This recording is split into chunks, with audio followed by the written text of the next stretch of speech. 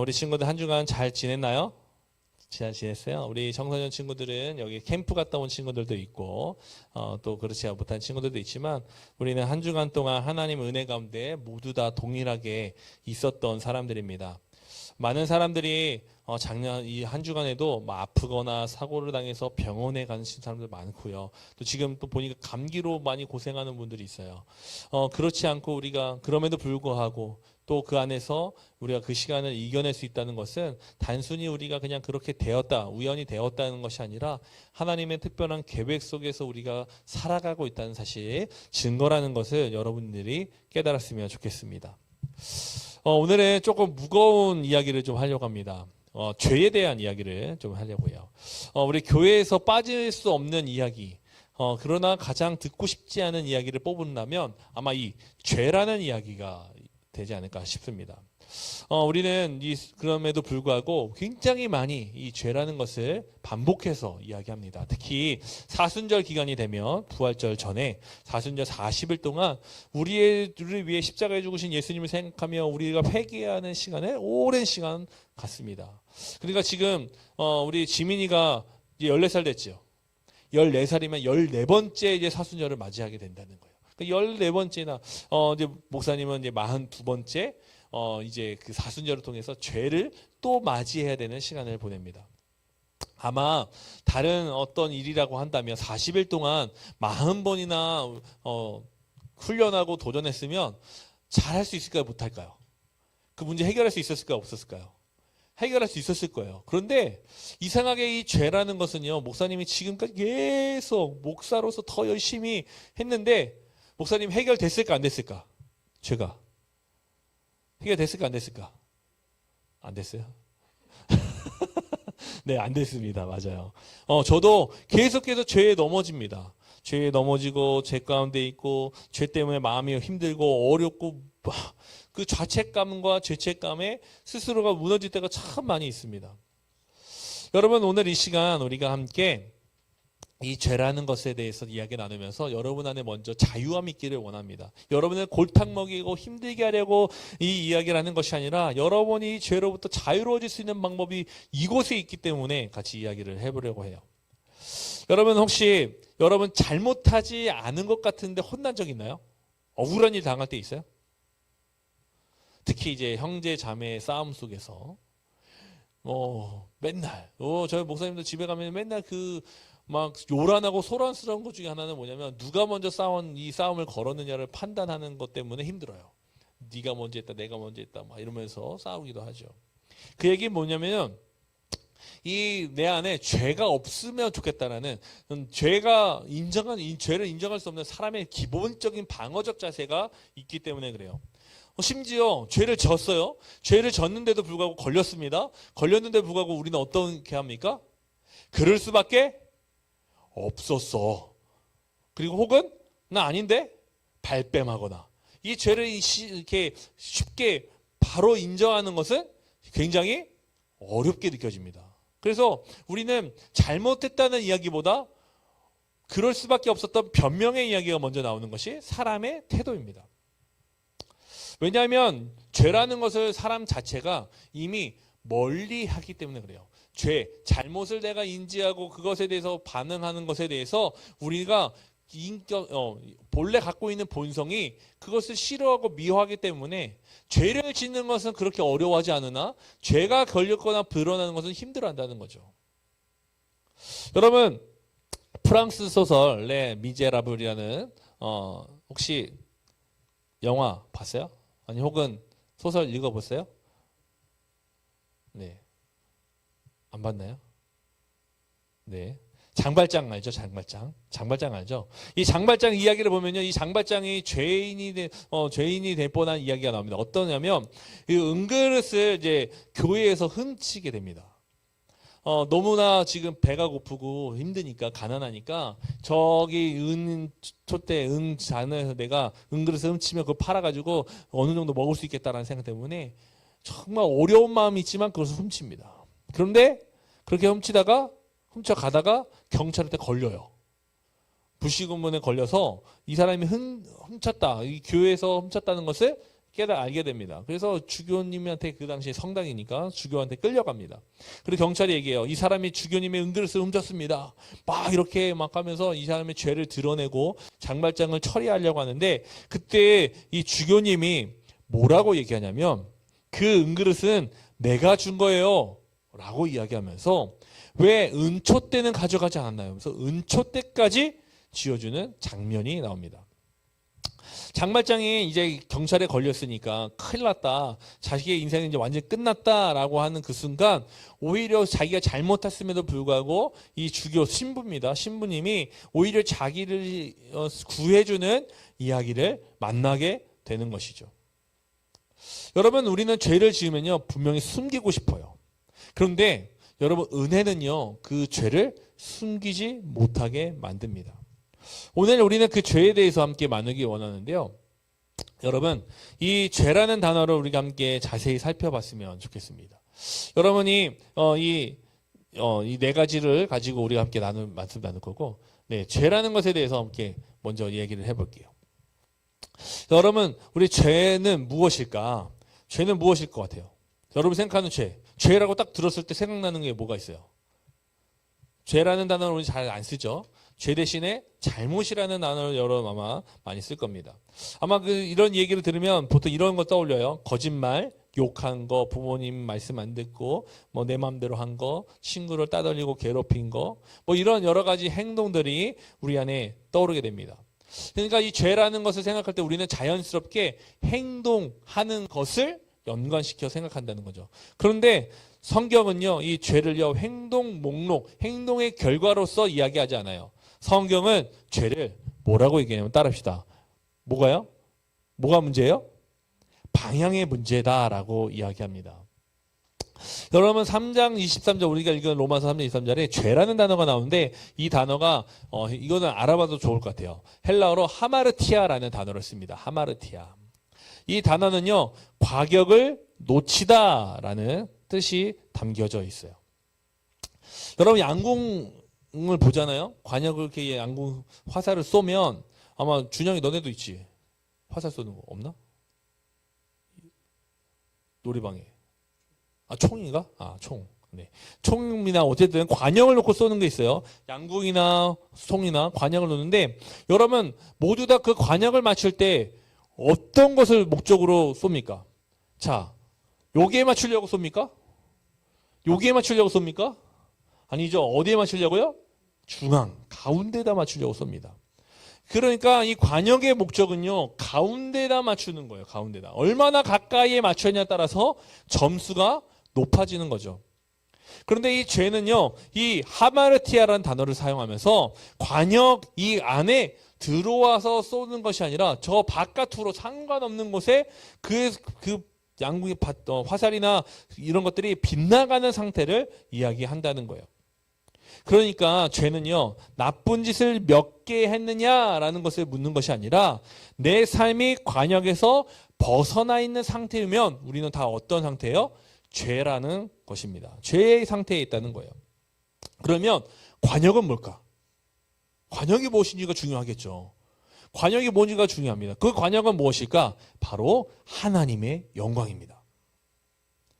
오늘 우리가 함께 읽은 단어 보면요, 영광이라는 단어가 나옵니다. 하나님의 영광이 이르지 못한대요.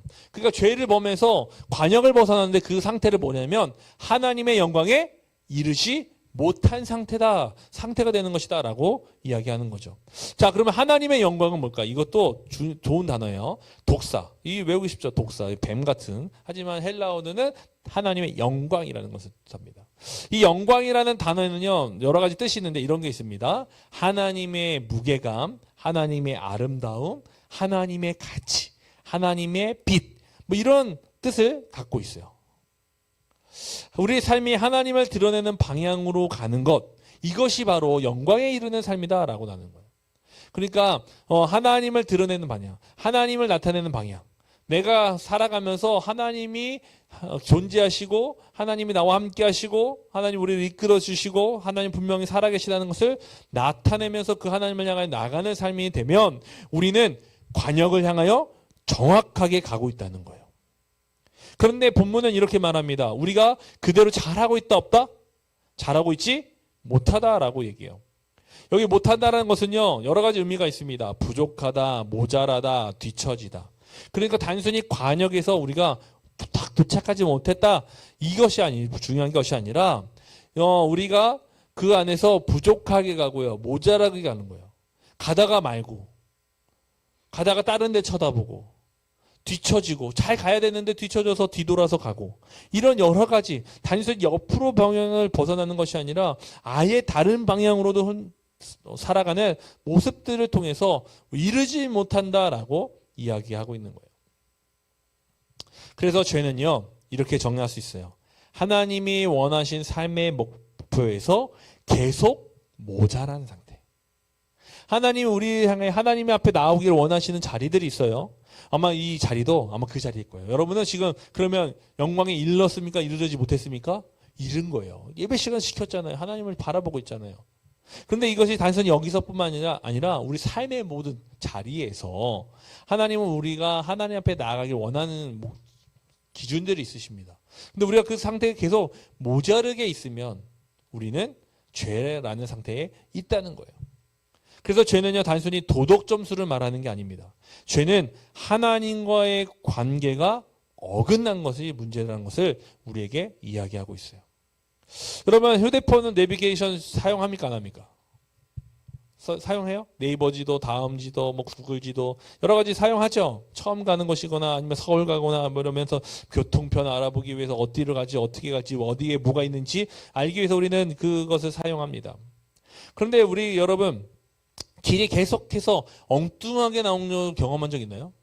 목사님이 제일 곤란할 때가 있어요. 어떤 때냐면 지하 주차장에서 차를 켜고 이제 내비게이션을 켜서 출발을 하는데 얘가 지금 지하에서 올라오다 보니까 어디에요? 계속 똑바로 위로 올라오잖아요. 그러니까 이게 지금 내가 이쪽 방향을 하고 있는지 이쪽 방향을 하고 있는지 몰라가지고 이상하게 자기 마음대로 이것을 표현할 때가 있어요. 그럼 목사님도 딱 올라왔는데 뭐가 어디 있는지 몰라요. 빙빙 돌면서 올라오니까. 그러면 그때마다 이게 왼쪽으로 가야 돼, 오른쪽으로 가야 돼, 막 헷갈립니다. 그래서 목사님이 선택했을 때 맞은 적도 있지만 대부분이 다 틀려요.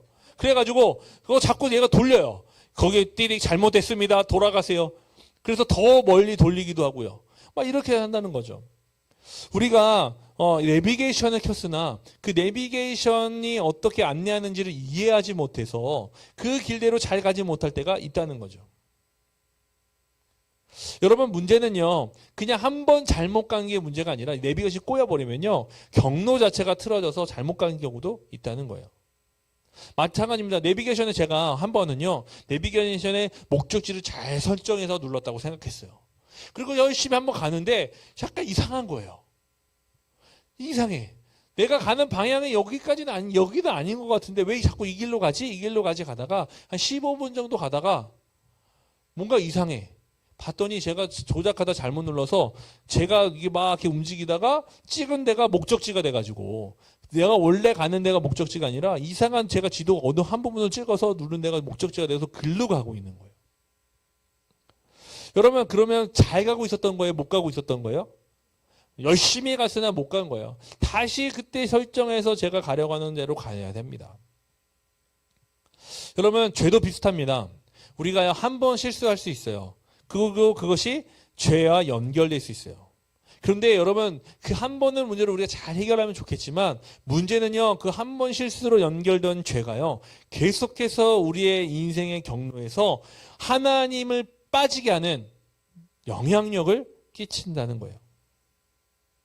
그래서 성경은요, 죄를요, 행동으로만 이야기하지 않습니다. 더 중요한, 아까 방향이라고 얘기했는데 아주 더 중요한 개념으로 바꿔서 설명하면요, 주인의 자리에 대해서 이야기를 합니다. 여러분, 하나님이 우리 삶의 주인이셔야 한다는 거예요. 하나님의 영광에 이르렀다는 것은요, 하나님 우리 삶의 주인이 되셨다는 이야기와 동일합니다. 그런데 내가 그 하나님의 주인이어야 되는 나의 삶 속에 내가 주인으로 앉아버린 상태, 이것이 바로 죄의 핵심이라고 성경은 이야기하고 있어요. 죄는 관역을 놓친 것입니다. 하나님의 영광을 향한 방향을 잃어버린 거예요. 근데 그것이 어떤 상태로서 나타나느냐? 하나님이 나의 삶의 주인이 아니라 누가 주인이 돼요? 내가 주인이 되는 것. 내 감정, 내 생각, 내 경험, 내 지식, 내가 원하는 것, 나의 쾌락, 이런 것들이 주인이 되어서 나의 삶을 이끌어 간다. 그것이 바로 우리 죄라고 이야기하고 있는 것입니다. 그리고 로마서 23장에는 아주 중요한 한 단어가 나오는데요. 뭐가 나오냐면 모든 사람이라는 것이 나옵니다. 모든 사람이 죄를 범한다. 자, 여기서 이 모든은요. 누구 한 명 빠질 수 있어요, 없어요? 자, 그럼 과거에 있던 사람 빠질 수 있어요, 없어요? 미래에 있을 사람 빠질 수 있어요, 없어요? 없어요. 사람이라는 존재 모든 것, 모든 everything을 다 포함한 단어입니다. 성경은요, 이 죄에 대해서요, 모든 사람을 포함해서 이야기하고 있어요. 여러분, 병원에 가면요, 이렇게 얘기하는 거예요, 병원에서. 이 세상의 모든 사람들이 다 감기 바이러스에 노출되었습니다. 실제로 우리는 그것을 경험했죠. 코로나를 통해서요. 그래서 우리의 삶이 나는 바이러스에 걸리지도 않았는데 어떻게 살았어요? 마스크 쓰고 내가 가고 싶은데 갈 수 있었어요? 없었어요? 못 갔어요. 내가 하고 싶은 거 마음대로 할 수 있었어요? 없었어요. 우리는 그것을 정확하게 봤던 사람들이에요. 여러분 한편으로 억울한 생각 들지 않았나요? 난 코로나 안 걸렸는데? 나는 괜찮은데? 내가 왜 이렇게 불편하게 있어야 돼?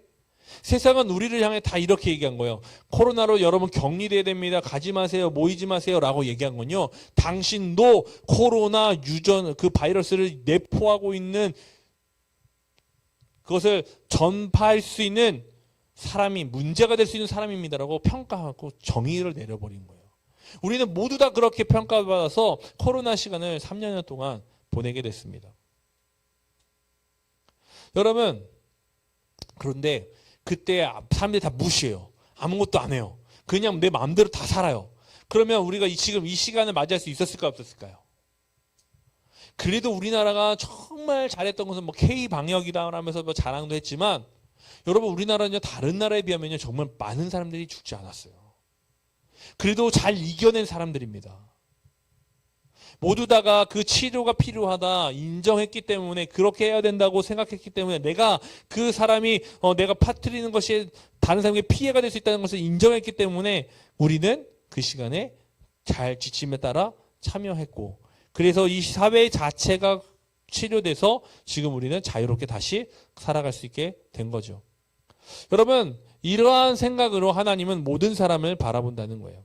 오늘 우리가 읽은 로마서는요 바울이 쓴 책입니다. 근데 이 바울은요 단순히 로마 교회 유대인들과 이방인들 그 안에 있었던 사람들을 향해서만 성도들에게만 얘기하는 것이 아니라 종교가 있든 없든 교회를 다녔든 안 다녔든 겉으로 착하든 그리고 착하지 않든 여러분 우리 그 모든 사람들은 다 한 가지 문제를 가지고 있는데 그것은 뭐냐 죄라는 것을 가지고 있다는 것을 이야기하는 것입니다. 왜냐하면 이 죄의 핵심이 아까 뭐라 그랬어요? 내가 주인이 되는 것이라고 얘기했잖아요. 그 얘기는 다시는 다른 말로 표현하면 이렇게 얘기합니다. 우리 같이 함께 노란색 글씨 읽어볼까요? 시작. 하나님 없이도 괜찮다. 혹시 이런 생각하고 있진 않나요? 목사님이 둘째 아들하고 이야기하다가 둘째 아들이 이렇게 얘기하는 거예요. 아빠 우리 학교에 지금 10명의 친구가 있는데 애들이 대부분 다 교회 다녀. 다 다니는데 3명만 교회를 안 다니는데 그 친구들은 그러면 뭘 믿어? 그랬더니 이렇게 얘기하는 거예요. 나신교래요. 나신교. 그 아이들이 난 나를 믿어. 나신교라고 자랑스럽게 3명이 얘기하고 다닌대요. 초등학교 3학년이 여러분 초등학교 3학년이 자기를 믿는 것 어떻게 생각하세요? 어떻게 생각해 준영아? 뭐라고? 초등학교 3학년인데 나신교래요. 나를 믿는데요. 나만 믿는데요. 여러분 그게 무슨 의미인지도 모르고 아마 그 친구들을 얘기하는 것일 거예요. 그런데 그 얘기는 다시 말하면요. 뭐라고 얘기하는 거면 하나님 없어도 나는 괜찮아. 라고 이야기한다는 거예요. 여러분은 교회를 다니고 교회를 다니지 않고 많은 사람들이 정말 편안하게 생각하는 것 중에 하나가 뭐냐면 내 삶에 하나님이 조금은 없어도 괜찮다라는 생각이 우리 안에 있다는 거예요. 여러분 죄는요 꼭 큰 사건으로만 나타나지 않습니다. 막 살인을 저지르거나 강도짓을 하거나 도둑질을 하거나 막 이런 것들만 죄로 나타나는 것이 아니라 우리가 하나님 없이 하루를 보내는 것도 하나님 편에서는 그걸 뭐라고 얘기하냐면 죄라고 얘기한다는 거예요. 하나님 한 번도 생각하지 않아요. 하나님과 전혀 상관없는 하늘을 보냈어요. 근데 내 마음이 너무 행복해요. 너무 잘했어요. 오늘 내가 이런 일을 해를 아주 계획적으로 착착착착착 잘했어. 내가 너무 훌륭하게 살았어. 그렇게 나의 마음속에 만족과 그런 흡족함이 있지만 하나님 편에 보면 그것은 뭐예요? 죄된 하루였다는 거예요. 왜요? 누가 없어서요? 하나님이 계시지 않아서요. 여러분, 예배 없이도요, 마음을 버틸 수 있는 것처럼 들 때가 있어요. 기도하지 않아도 잘 하루가 굴러갈 것 같아요. 에이, 그까지 말씀 뭐가 필요해? 나는 지금 공부하고 세상이 가르쳐주는 것을 믿고 그것을 더 잘하는 것이 중요해. 라고 생각하며 느낄 때가 있습니다. 근데 여러분, 그때가 위험한 거예요. 죄가 속삭이는 거예요. 여러분, 우리가 하나님을 미워해서가 아니라, 하나님을 미워하는 것 때문에 그렇게 하는 것이 아니라 하나님이 없어도 괜찮다는 생각 때문에 그러한 생각을 한다는 거예요. 여러분, 그게 성경은 죄라고 얘기하고 있어요. 관역을 놓친 거라고 얘기하고 있어요. 영광에 이르지 못하는 것이라고 얘기해요. 하나님과 관계가 끊어진 겁니다. 그러다 보니까 그 삶이 계속 반복되니까 어떻게 돼요? 여러분, 지금 예배 지루해요, 안 지루해요? 솔직하게. 괜찮아. 지루하지. 왜 지루할까? 나는 열심히 전하고 있는데 왜 지루할까? 왜 지루할까? 여러분, 우리가 하나님 없어도 괜찮다는 생각들을 오래 그 안에서 살다 보니까 하나님이 다시 필요하다고 얘기하는 이 자리가 내 마음에 받아지지 않는 거예요. 기도가 자꾸 안 돼요. 지루해져요. 아, 교회 왜 자꾸 가야 되는 거야? 엄마 아빠만 없었으면 한 번 좀 빠지면 되지. 뭐 이런 생각들이 원래 든다는 거죠. 그러니까 뭐냐면 우리가 스스로를 하나님 앞에 나아가는 삶이 자연스러운 건데 우리는 그 자연스러움을 잊어버리고 세상을 향하는 부자연스러움이 빠져 있어서 그것이 오히려 자연스러운 것이라고 생각하며 산다는 거예요. 우리를 통제하지 못하는 삶으로 나아가 버리는 거예요. 그래서 바울은 모든 사람이라고 이야기하는 것입니다. 근데 여러분, 중요한 것은요, 그러면 우리는 끝났네? 우리는 계속해서 이렇게밖에 할 수가 없네? 라고 말하는 것이 아닙니다. 이것은요, 우리 안에 끝났다라고 표현하는 단어가 아니라 여기서부터 하나님의 은혜가 필요합니다. 종성아, 지루하지. 그래서 너한테 하나님의 은혜가 필요한 거야. 내 말씀이, 하나님 말씀이 안 들려? 그러면 그때 어떤 상태라고요? 하나님의 은혜가 필요한 거예요. 나 하나님 없어도 괜찮다라고 생각할 때 여러분, 하나님의 은혜가 필요하다는 거예요. 정말 없어도 괜찮은 삶이 아니라 여러분이 하나님이 필요하게 은혜가 필요한 상태로 들어갔다는 것을 여러분이 깨달아야 한다는 거예요. 우리가 믿는 우리는 감리교환에 있죠. 이 감리교환에는요, 이 죄에 대해서 두 가지로 나눕니다. 첫 번째는 원죄, 두 번째는 본죄입니다. 이 원죄라는 것은 우리가 지금까지 얘기한 죄를 말하는 것이고요. 본죄는 그로 말미암아 나타나는 우리의 행동과 말, 선택이라고 얘기합니다. 이해됩니까? 그러니까 이것 때문에 죄가 된 것이 아니라 이 하나님과 멀어져 있는 상태가 되니까 우리 안에 잘못된 행동과 말과 태도들이 선택들이 있게 된다는 거예요. 그런데 놀랍게도 이러한 삶이 반복되면 이 마음이 어떻게 작아질까요? 커질까요? 엄청 커집니다. 엄청 커져요. 그러니까 나중에는 중독 증상으로 빠지게 됩니다. 죄의 중독 증상에 빠지게 돼서요. 이 죄를 짓지 않고서는 도저히 살 수 없는 것처럼 느껴질 때가 있다는 거죠. 그래서 사람들은요, 거짓말을 하는 것을 즐겨합니다. 폭력을 행하는 것을 아무렇지 않게 생각해요. 저는 작년에 진짜 끔찍한 상황을 봤잖아요. 우리 부산 돌려차기인가요? 사건 혹시 봤어요? 따라가는 여자를 따라가가지고 그 엘리베이터 앞에서 그냥 머리 돌려차기로 해가지고 성폭행까지 한 사건. 어떻게 그렇게 할 수가 있어? 라고 생각하잖아. 근데 그 일이요, 그냥 일어나요, 진짜. 우리가 얼마나 죄에 빠져 있으면 아무런 생각 없이 그런 일들을 한다는 겁니다. 그래서 우리 교회는요, 감리교회는요, 아주 중요한 것을 얘기해요. 이것을 스스로 고칠 수 없다. 그래서 우리는 무엇이 필요하냐? 복음이 필요하다라고 얘기합니다. 복음. 이 복음은 어떠한 것이냐면 하나님을 향하여 다시 우리의 마음과 생각을 돌이켜 나아갈 수 있게 하는 힘을 말합니다. 왜냐하면 하나님이 우리를 위해 먼저 이 땅에 오셨기 때문에 그렇습니다. 이것을 선행 은총이다 라고 이야기하는데요. 하나님이 우리를 위해 이 땅에 오셨죠. 그분의 이름이 뭐예요? 인간의 이름이 예수님이에요. 예수님이 이 땅에 오셔서 십자가를 지으시고 죽으신 이유, 나와 전혀 상관없는 일을 하신 이유, 그 이유는 뭐냐면 여러분의 이 죄로부터 완전히 무너지지 않고 바로 왕 하나님 앞에서 다시 그 방향을 새롭게 하고 하나님께 나아갈 수 있도록 돕기 위해서입니다. 그래서 그 결정적인 사건을 성경에서는 뭐로 표현하냐면, 원래 여기 교회가 이런 모양이라면 목사님이 서 있는 데는요, 요렇게 천막이 아주 크게 쳐 있어서 여기는 나누어져 있었어요. 그리고 이곳에서는 1년에 한 번 대제사장만 들어올 수 있었고요. 아무도 못 들어왔어요. 이걸 그 천막의 이름을 뭐라고 하냐면 휘장이라고 해요. 휘장. 근데 예수님이 딱 죽으시고 숨이 멎는 그 순간 성경은 얘기합니다. 가만히 있던 휘장이 위에서부터 아래로 찢어졌다라고 얘기해요. 그 찢어지면 그 휘장의 역할을 할 수 있어요, 없어요? 못해요. 그 얘기는 뭐예요? 휘장이 필요가 없어진 거예요. 찢겨진 거예요. 파괴된 거예요. 그러면 공간이 나눠져 있던 공간이 어떻게 될까요? 하나가 돼요. 하나님만 존재하고 사람만 존재할 수 있는 공간이에요. 사람이 나올 수 없었던 공간이 구별되어 있었어요. 그런데 이제는 그 공간이 열리게 됩니다. 예수님을 통해서요. 여러분, 우리는 죄만 말하는 곳이 아닙니다. 우리는요, 죄보다 사실 더 크게만, 더 많이 얘기하는 게 있어요. 그게 뭐예요? 은혜입니다. 은혜. 우리가 죄가 있었기 때문에 은혜가 필요한 거예요. 죄가 있었기 때문에 그 은혜가 더 크게 느껴질 수 있는 거예요. 여러분, 우리 함께 이 시간, 이 죄가 내 안에 있음을 잘 기억하고 우리가 그 죄를 내려놓고 도전할 수 있었으면 좋겠어요. 오늘 말씀을 정리합니다. 죄는요, 하나님의 영광이라는 관역을 놓치고 내 삶의 주인 자리를 내가 차지한 상태라고 말할 수 있습니다. 그래서 모든 사람이 이 죄 아래에 있어요. 아무도 자유롭지 못해요. 하지만 오늘 우리가 하나님 앞에 멈추어서 이렇게 예배하듯이 여러분의 삶의 자리에서 하나님을 생각하고 기도하고 나는 주님이 필요해요. 하나님이 나는 필요해요. 라고 고백할 때 우리의 삶이 정확하게 관역을 향하여 나가는 삶이 되어서 죄로부터 자유로워질 수 있습니다. 그 마음을 하나님이 은혜를 부으시고 성령을 주셔서 우리가 그 은혜를 통해 이러한 삶을 살 수 있게 됩니다.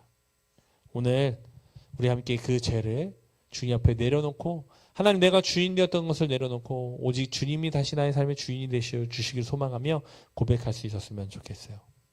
그리고 다음 주는 우리가 은혜에 대해서 나눌 텐데 우리 안에 정말 그 은혜를 다시 한번 생각하면서 새롭게 세워지는 시간들을 발견했으면 좋겠습니다.